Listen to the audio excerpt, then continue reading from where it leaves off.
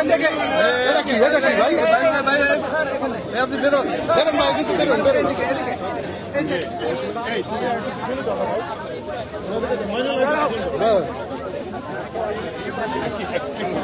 আপনারা চাপেন না।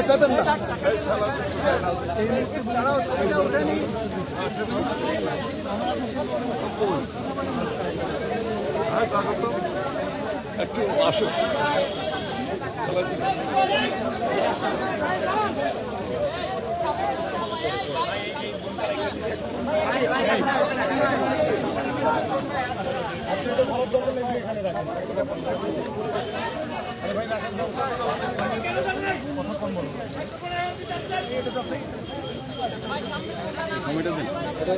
কোথায় দেবো? দেওয়া দেবো সময় দেন।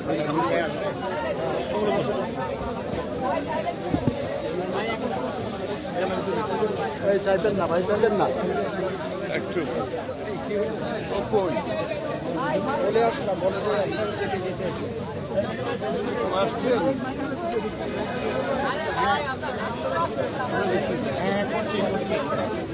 ভাই চাইবেন না দিক থেকে। দেখো না, বলে চলে যেতে হবে। দেখো 1 মিনিট 2 মিনিট দেখলে নাহলে আমরা চলে যেতে হবে।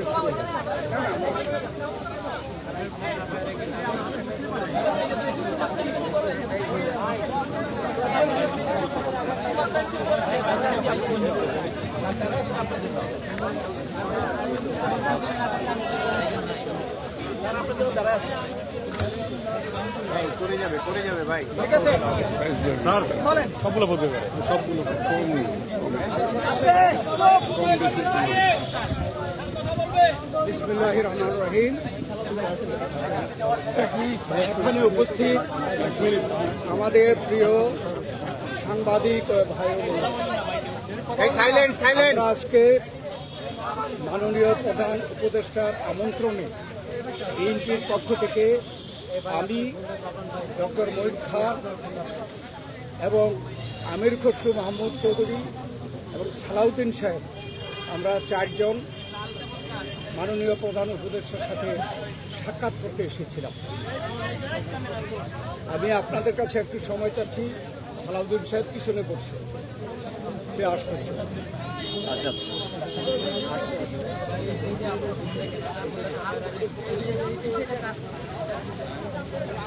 সালাউদ্দিন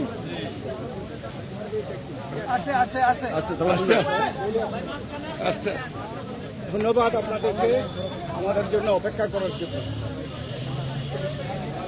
মাননীয় প্রধান উপদেষ্টা আমাদেরকে আমন্ত্রণ জানিয়েছিলেন তার সাথে সাক্ষাৎ করার জন্য। আমরা ইতিমধ্যে নামগুলো ঘোষণা করেছি, আমরা 4 জন এসেছিলাম। তবে আমাদেরকে আলোচনার বিষয়বস্তু আগে জানানো হয়নি। বর্তমান রাজনৈতিক প্রেক্ষাপটে আমরা যা আন্দাজ করতে পেরেছিলাম তার উপরে ভিত্তি করে আমরা একটা লিখিত বক্তব্য নিয়ে এসেছি এবং সেই লিখিত বক্তব্যটি আমরা মাননীয় প্রধান উপদেষ্টার সম্মুখে পেশ করেছি এবং সেই ভিত্তিতে আমরা আলোচনা করেছি। তার একটি সারাংশ আমি আপনাদের সামনে তুলে ধরতে চাই। বাংলাদেশে গণতন্ত্র উত্তরণের লক্ষ্যে বিএনপি প্রথম থেকেই একটি সুস্পষ্ট জাতীয় নির্বাচনী রোডম্যাপ দাবি করে আসছে। আপনারা জানেন যে আমরা এটা প্রকাশ্যভাবে দাবি করে আসছি। সুষ্ঠু, নিরপেক্ষ ও অবাধ নির্বাচন অনুষ্ঠানের উদ্দেশ্যে সরকারের নিরপেক্ষতা বজায় রাখার স্বার্থে বিতর্কিত উপদেষ্টাদের বাদ দিয়ে উপদেষ্টা পরিষদ পুনর্গঠনের জন্য আমরা দাবি জানিয়েছি। বিএনপির প্রতিটি নেতা কর্মী ব্যক্তিগতভাবে, রাজনৈতিকভাবে, পারিবারিকভাবে সবচেয়ে বেশি ক্ষতিগ্রস্ত হয়েছে আওয়ামী লীগের আমলে এবং সেই জন্য আওয়ামী লীগের বিচার সবচেয়ে বেশি দাবি করে বিএনপি। এই বিচার প্রক্রিয়া কোনোভাবে অসম্পূর্ণ থাকলে বিএনপি সরকারের দায়িত্বে যখন যাবে তখন বিচারের আওতায় এনে তা বিচার বিভাগের মাধ্যমে, স্বাধীন বিচার বিভাগের মাধ্যমে পরিপূর্ণভাবে সম্পন্ন করা হবে। নির্বাচন সংশ্লিষ্ট সংস্কার কার্যক্রম অবিলম্বে সম্পন্ন করে ডিসেম্বরের মধ্যে জাতীয় সংসদ নির্বাচন অনুষ্ঠানের জন্য দ্রুত একটি রোডম্যাপ প্রদানের দাবি আমরা জানিয়েছি।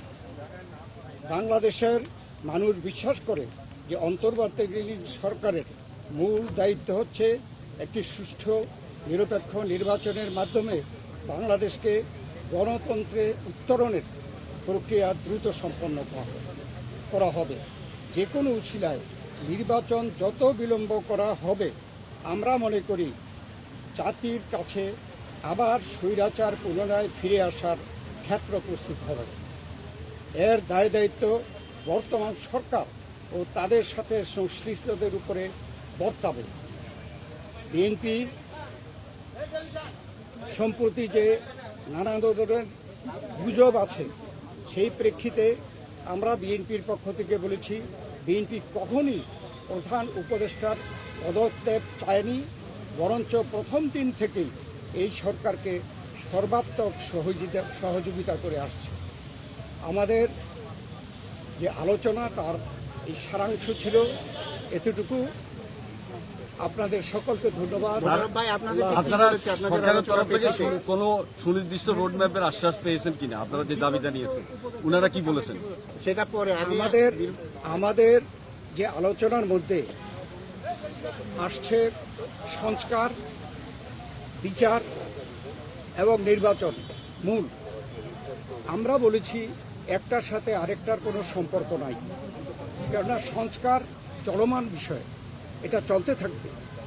আমরা আশা করেছি এই সরকার সকলের সাথে ঐক্যমতের ভিত্তিতে একটা সংস্কার প্রস্তাব দেবে, সেটা চলমান থাকবে। এবং আমরা যদি ভবিষ্যতে জনগণ আমাদেরকে ক্ষমতায় বসায়, আমরা সেই সংস্কার চলমানভাবে আমরা সংস্কার বাস্তবায়নের আমরা প্রচেষ্টা নেব। আর মামলাগুলোর ব্যাপারে বাংলাদেশ জাতীয়তাবাদী দলের আমাদের দেশনেত্রী বেগম খালেদা জিয়া, ভারপ্রাপ্ত চেয়ারম্যান তারেক রহমান থেকে শুরু করে আমরা এবং সেই তৃণমূল পর্যন্ত আমাদের নেতাকর্মীরা সবচেয়ে বিক্ষুব্ধ। আমরা এই স্বৈরাচারী ফ্যাসিস্ট সরকারের কর্তা ব্যক্তিদের এবং যারা দায়ী তাদের বিচার চাই। অতএব আমরা তো বিচারের পক্ষে, তবে বিচার ব্যবস্থা যে স্বাধীন চাই, আমরা স্বাধীন বিচার ব্যবস্থা এই বিচার সম্পন্ন করবে, এটাও কোনো দিন তারিখ ঠিক করে দেওয়া সম্ভব না, বিচারের আওতায় আনা হবে। এবং আমরা বলেছি যে যেগুলো সম্পন্ন না হবে সেগুলো যদি বিএনপি ক্ষমতায় যায়, তাহলে বিচারের আওতায় এনে স্বাধীন বিচার ব্যবস্থার মাধ্যমে এই বিচার সম্পন্ন করা হবে।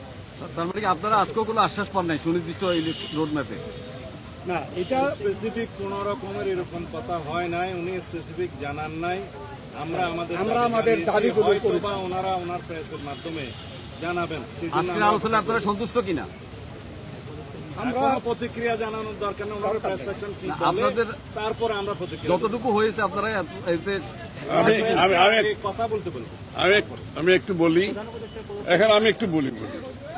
মূলত সংস্কার এবং বিচার, নির্বাচন, এই তিনটার উপর আলোচনা হয়েছে এবং সংস্কারের ব্যাপারে আমরা এটা পরিষ্কার এবং ওনারা একমত হয়েছে। সংস্কার যেখানে ঐক্যমতের ভিত্তিতে হওয়ার কথা, তার ভিত্তিতে সংস্কার কাজ সম্পন্ন হবে এবং সেই কাজ অতি সহসা সম্পন্ন করা সম্ভব। এখানে কোনো দ্বিমত পোষণ করেন নাই। বিচার ব্যবস্থা বিচার বিভাগ করবে এবং বিচারের আওতায় আনার ব্যাপারে যে আলোচনা হয়েছে, এখানে ওনাদের কোনো দ্বিমত নাই। সুতরাং ডিসেম্বরের আগেও নির্বাচন করা সম্ভব, এই আলোচনা হয়েছে। এখানে কিছু উপদেষ্টার পদত্যাগের ব্যাপারে আপনারা দাবি জানিয়েছিলেন।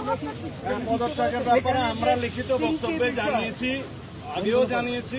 নিরাপত্তা উপদেষ্টা এবং আর দুইজন ছাত্র উপদেষ্টা, যাদের কারণে এই সরকারের নিরপেক্ষতা ক্ষুণ্ণ হচ্ছে, তাদেরকে বাদ দেওয়ার জন্য আমরা আজকেও লিখিত বক্তব্য উনারা কোনো আশ্বাস বা কিছু দিয়েছে? সেই আশ্বাস ওনারা দেখবেন, আমরা আমাদের বক্তব্য দিয়েছি। Thank you, thank you, thank you. যে তিনটি বিষয় নিয়ে আমরা কথা বলেছি, আপনারা শুনেছেন, সংস্কার, বিচার এবং নির্বাচন। আমরা স্পষ্ট ভাষায় বলেছি যে আর মিউচুয়ালি এক্সক্লুসিভ, একটার সঙ্গে আরেকটার কোনো সম্পর্ক নেই। এবং যদি দ্রুত নির্বাচন দেওয়া হয়, আমরা স্পষ্ট ভাষায় বলেছি, আজকে বাংলাদেশে যে নৈরাজ্য হচ্ছে, যে আইন শৃঙ্খলা পরিস্থিতির অবনতি হচ্ছে, এক অ্যানাউন্সমেন্টের ফলশ্রুতিতে বাংলাদেশের শান্তি শৃঙ্খলা এবং গণতন্ত্র ফিরে আসে। থ্যাংক ইউ, থ্যাংক ইউ, ধন্যবাদ সবাইকে। Thank you, thank you.